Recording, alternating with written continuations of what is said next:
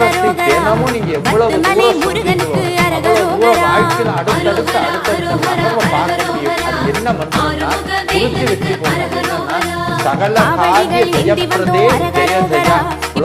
ரொம்ப சுலபம்.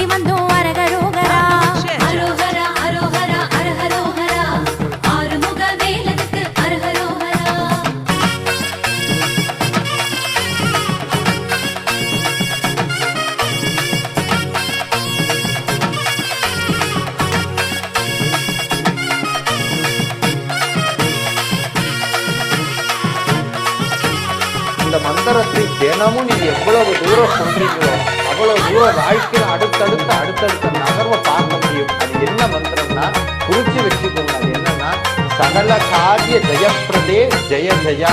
ரொம்ப சுலபம்.